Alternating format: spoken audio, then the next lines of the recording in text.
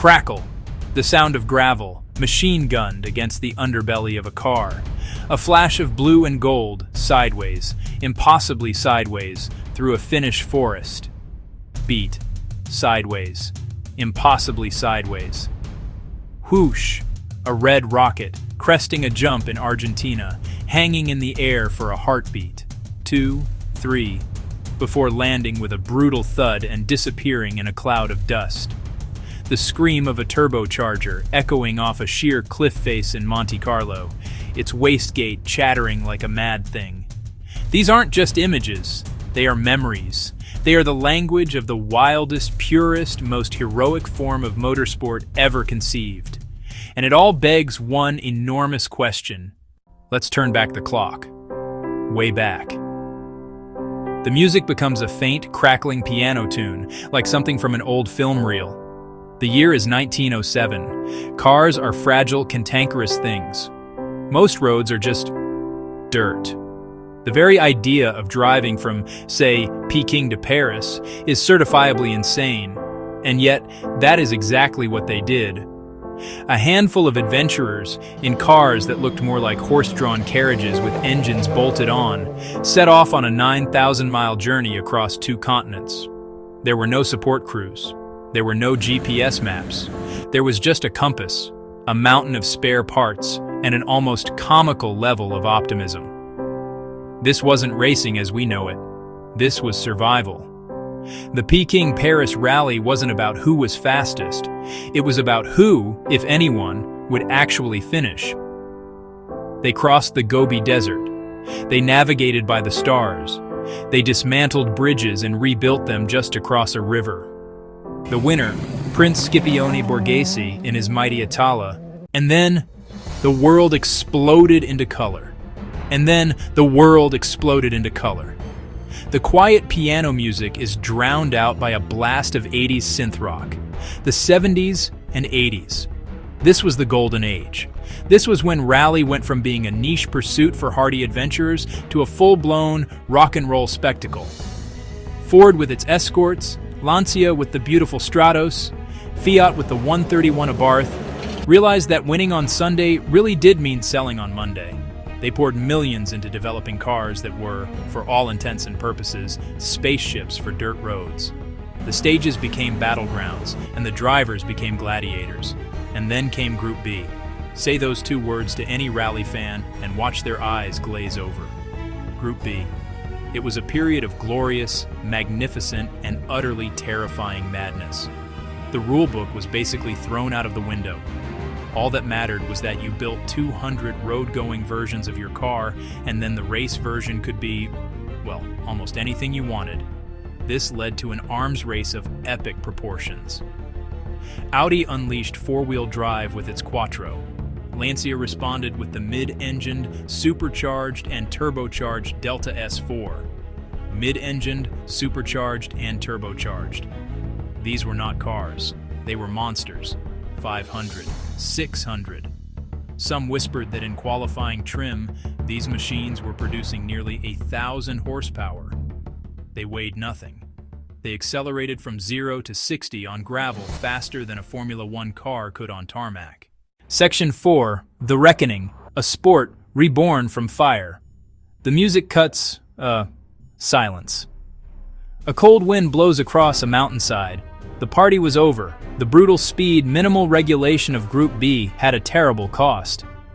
In 1986, a series of horrific accidents Henri Toivonen and his co-driver Sergio Cresto. In Corsica, their Lancia Delta S4 left the road and exploded into a fireball. There was nothing left but a blackened chassis. The governing body had no choice. The monsters were too fast. The danger was too great. At the end of the 1986 season, Group B was banned.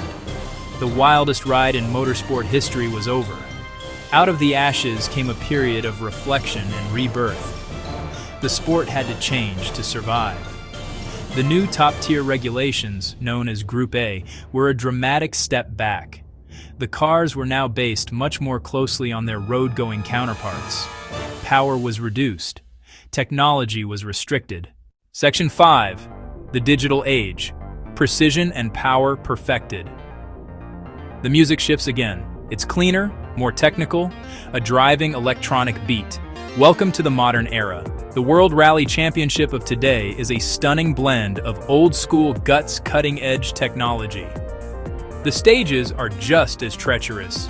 The ice of Sweden, the searing heat and dust of Kenya, the asphalt switchbacks of Spain, but the tools to conquer them are from a science fiction film.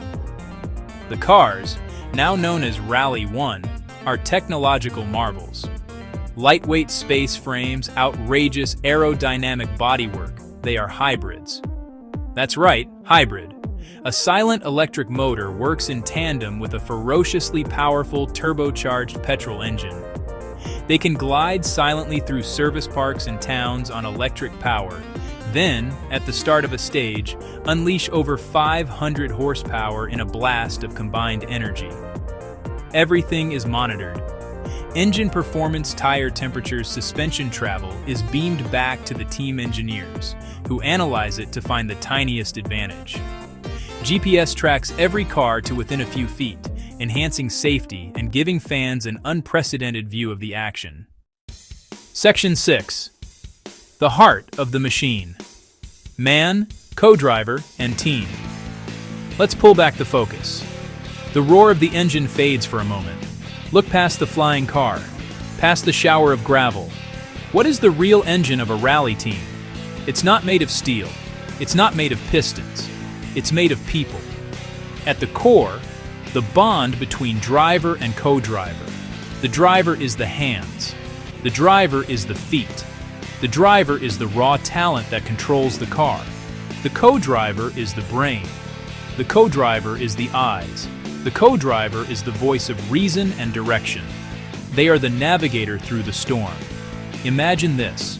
You are hurtling down a narrow lane you have never seen before, at over 100 miles per hour. You can't see what's around the next bend. Is it a tight hairpin? A gentle curve? A jump that will send you flying into a field? You have no idea. But the person sitting next to you does. 50, crest, into immediate left 3 tightens, don't cut. It's a coded language of pure trust. The driver has to believe in those words as if they are gospel. To hesitate is to lose time. To disbelieve is to crash. That bond, unbreakable. Section 7. The unending road, the spirit of rally. The music slows. A gentle, hopeful melody begins to play as the sun rises over a misty mountain range. The dust settles on a quiet stage. The engines have fallen silent. So, what have we learned? We have seen rally evolve from a madcap adventure into a high-tech global championship. We have seen it flirt with disaster in the Group B era and learn painful, important lessons about safety. We have seen legends come and go, each leaving their mark on the dirt, snow, tarmac of the world's toughest roads. Cars have changed, rules have changed, but the essence has not. It is about the fundamental contest between a human being, their machine, and the road ahead. It's a test of courage against the unknown. It's the trust between a driver and a co-driver. It's the satisfaction of a perfect four-wheel drift through a long corner, the car balanced on a knife edge between control and chaos.